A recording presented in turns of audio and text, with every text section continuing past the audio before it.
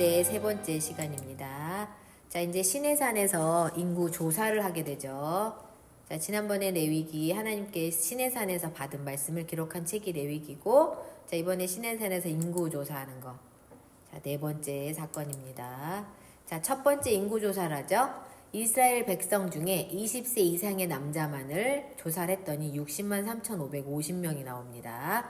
자, 그리고 또 이렇게 레위 지파를 또 인구조 따로 하죠. 레위 지파는 요 성막을 지었기 때문에 이거를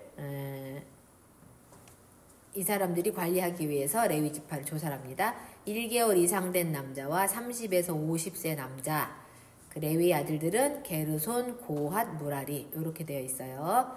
자, 그 다음에 이스라엘 진영도죠. 성막을 했을 때 이스라엘이 진을 치는 것들이 2장에 나오는데요. 자, 진영도 한번 보실까요? 자, 게르손, 고핫, 무라리 이렇게 서남 북쪽에 위치를 하고, 자, 성막이 가운데 센터에 있습니다. 말씀이 상당히 굉장히 중요한 중앙을 차지하고 있고, 그 다음에 모세, 아론, 그 다음에 게르손, 고핫, 무라리, 그 다음에 유다, 이사갈, 스불론, 루벤, 시므온, 갓, 에브라임, 므낫세는 요셉의 아들들이죠. 요셉이 빠지고 에브라임, 므낫세가 들어오고 베냐민 해서 이게 라헬의 아들들입니다. 자, 그 다음에 납달리, 아셀, 단 이렇게 해서 요 세 지파 중에 리더는 유다, 요 세 지파 중에 리더는 루벤, 요 세 지파 중에 리더는 에브라임, 요 세 지파 중에 리더는 단. 그래서 요새 요렇게 진을 친다. 멈췄을 땐 요렇게 진을 친다. 이렇게 기억하시면 돼요. 자, 그 다음에 레위인의 역할 분담입니다. 자, 고핫은 성막기구, 이런 법장, 휘장, 금양단, 등잔, 진설병, 물두멍, 번제단 이런 것들을 반드시 어깨에 매라. 그 다음에 게르손은 성막기구 이런 것들을 수레 2대에 나누어 옮겨라. 그 다음에 무라리는 성막기구 요런 것들을 수레 4대에 옮겨라. 요렇게 레위인에게 역할 분담을 해주고 요거를 반드시 지키게 하죠. 자, 그 다음에 나시린 제도가 여기서 생깁니다. 자, 이렇게 레위 지파 말고 하나님께 헌신하고픈 사람들이 또 생길 거 아니에요. 그럼 그 사람들을 위한 나시린 제도인데, 하나님이 헌신하고자 할 때 1년, 6개월, 3개월 요렇게 도 다 기간도 정할 수 있고, 그 다음에 요 나시린의 제일 대표적인 게 단 지파의 삼손이죠. 자, 삼손이 나시린 됐을 때, 자, 포도주와 독주와 포도의 소사물을 먹지 못한다. 그리고 평생 머리에 삭도를 대지 말아라. 시체를 가까이 하지 말아라. 요게 나시린의 지켜야 할 덕목입니다. 자, 그래서 자, 시내산에서 6월절을 또 지키죠. 자, 6월절을 지키는 사건이 민수기 9장 이렇게 나옵니다. 자, 테스트 해볼게요.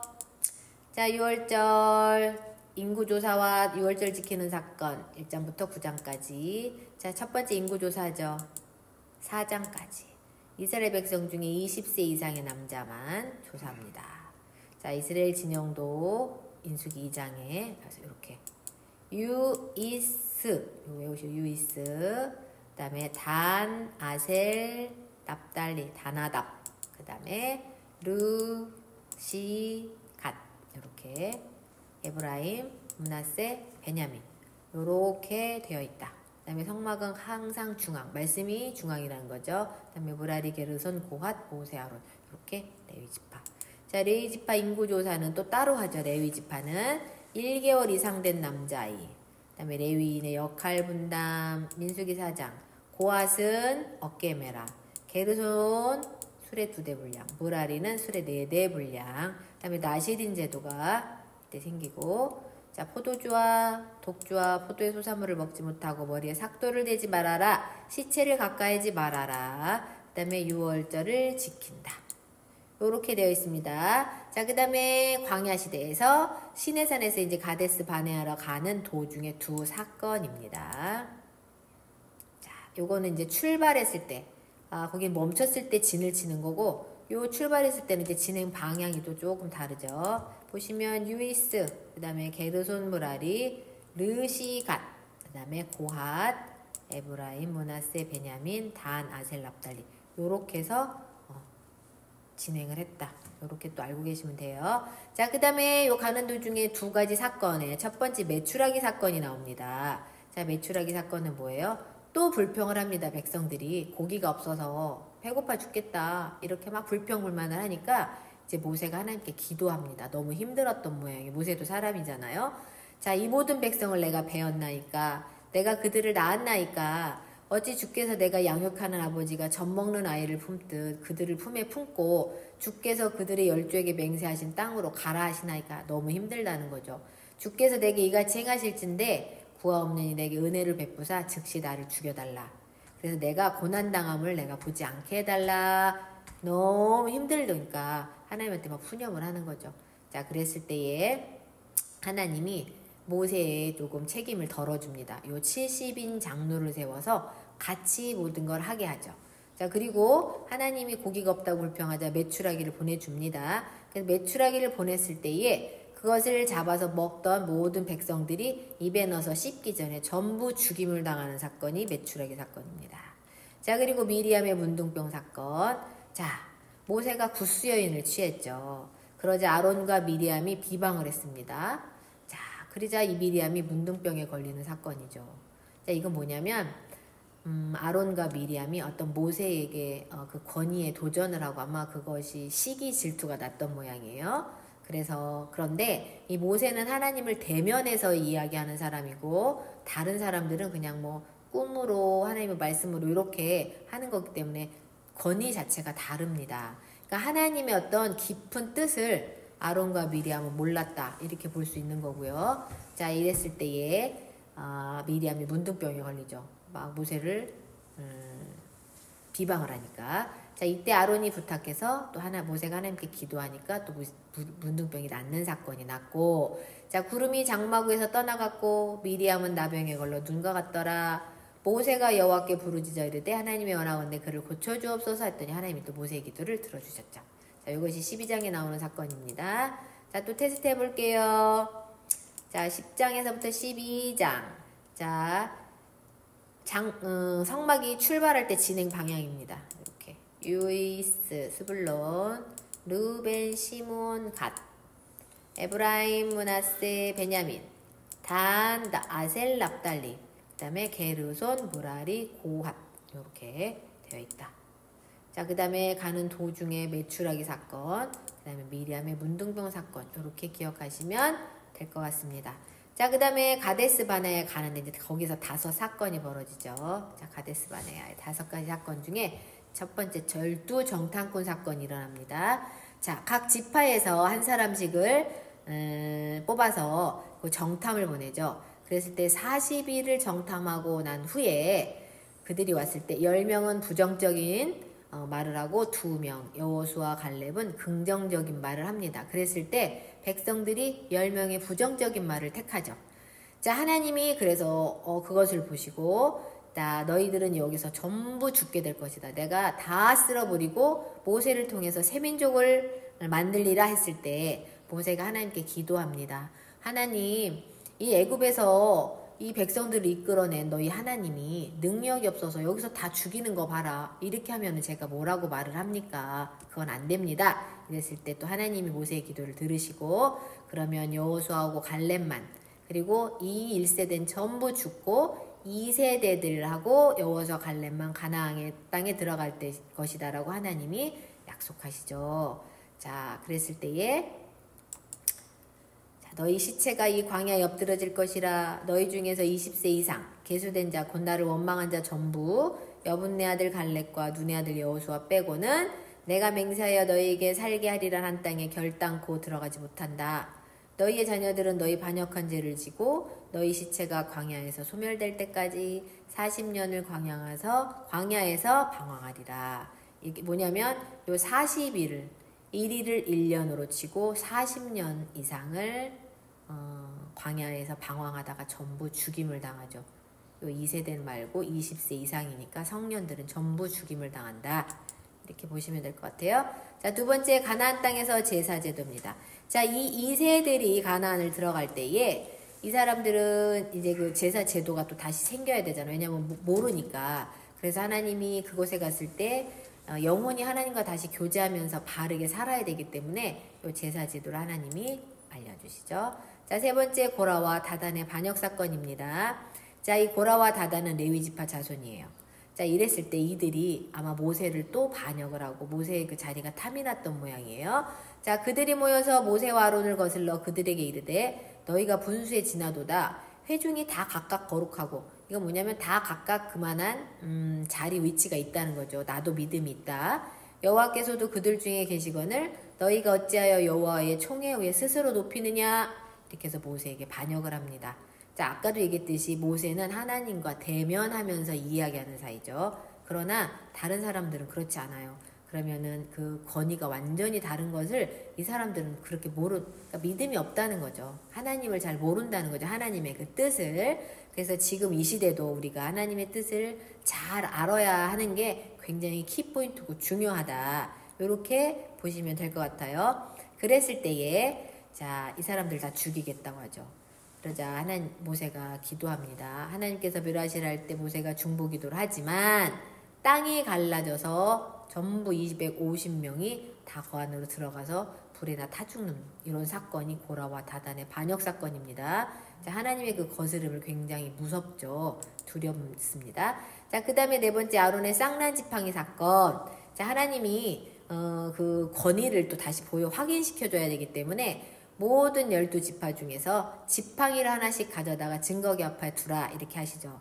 자, 이 지팡이가 뭘까요? 다 죽고 뭐 생명이 없는 그런 나무죠. 그런 거가 어떻게 싹이 피고 잎이 나겠어요? 그런 것들을 가져다 증거기 앞에 두라고 했을 때, 자, 모세가 그 지팡이 증거들을 증거 장막 안 옆에 두었더니 이튿날 보니 레위집, 자, 아론의 지팡이에만 움이 돋고 순이 나고 꽃이 피어서 살구 열매가 열렸더라. 이거는 어떻게 보면 굉장히 기적과 놀라운 일이죠. 어떻게 지팡이에 꽃이 피고 살구 열매가 열립니까? 이건 하나님이 함께 하시고 하나님이 하시면 못하실 것이 없고 권위라는 거죠. 하나님의 능력. 자, 그 다음에 무리바 물 사건입니다. 자, 미리암이 죽습니다. 미리암을 장사하고 먹을 것이 없어서 또 불평을 합니다. 원망 불평. 자, 하나님이 원망 불평을 제일 싫어하시는 것 같아요.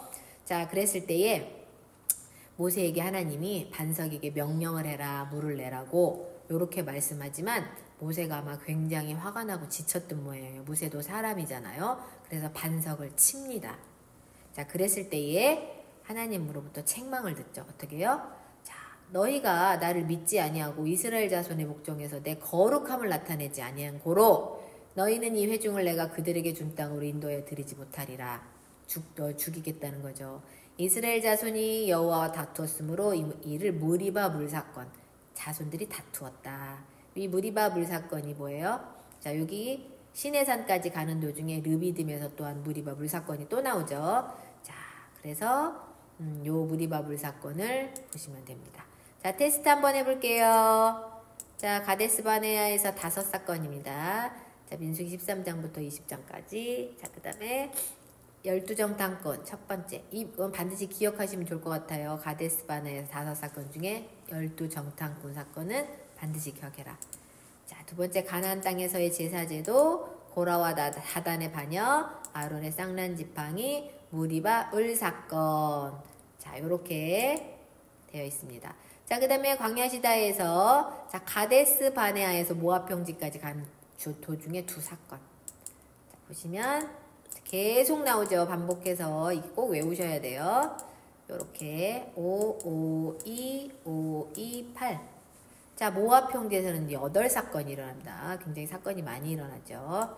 자, 5, 5, 2, 5, 2, 8 이렇게 외우시면 되고, 자, 6번째. 여기 5번째. 여기에 첫 번째 노뱀 사건이 나옵니다. 자, 노뱀 사건은 이스라엘 백성들이 또 불평합니다.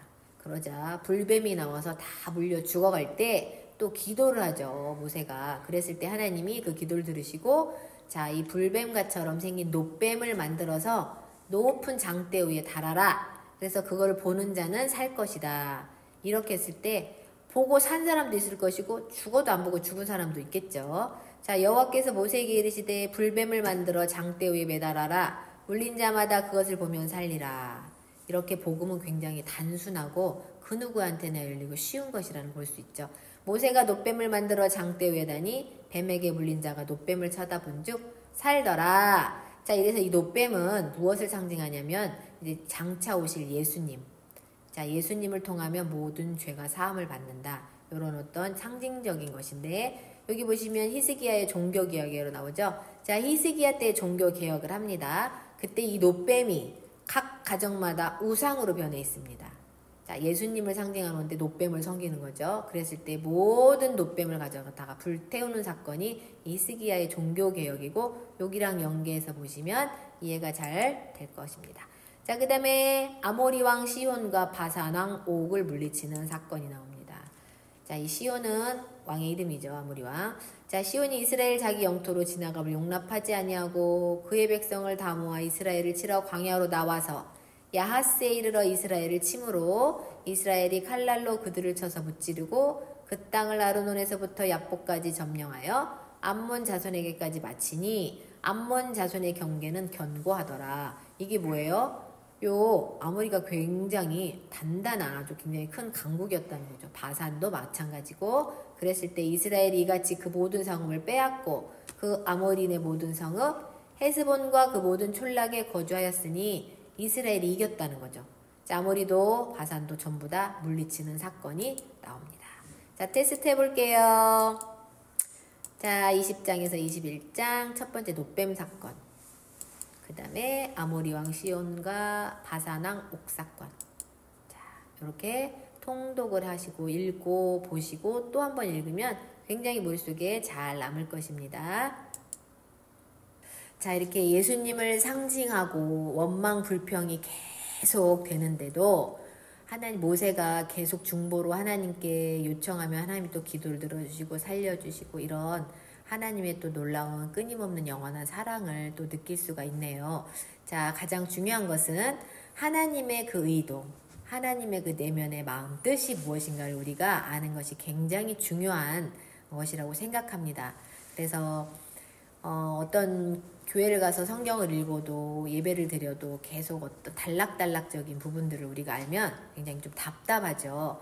그런데 이렇게 성경 스케치를 통해서 역사적으로 쭉 관통을 해서 맥을 쫙 뚫다 보면 이제 이해도가 굉장히 빨라지죠. 그래서 우리가 원하는 것은 하나님의 뜻을 정확하게 이해하는 것입니다. 그래서 그 뜻을 우리가 마음판에 새겨서 하나님의 그 뜻대로 우리가 이해하고 정확히 알아야 이해가 되겠죠. 그리고 나서 행동하고, 그리고 생활에 적용시켜 나가는 것이 하나님의 뜻이고, 우리가 그렇게 살아가야 하는 것이 우리 몫인 것 같아요. 자, 그런 것에 이렇게 일조하는 것이 성경 스케치인데 굉장히 여러분들 재미있고 또 유익한 시간이 될 것이라고 생각해요. 그래서 점점 더 이제 좀 이거 지금 읽으면 성경이 굉장히 읽고 싶어지고, 뭐 레위기도 마찬가지고, 뭐 어려웠던 욥기 같은 것도 읽고 싶어지는 마음이 생길 것입니다. 그랬을 때 읽어보시면 예전과 같지 않은 그런 이해도와 어떤 감동, 하나님이 주시는 메시지가 반드시 있을 거라고 생각되어지네요.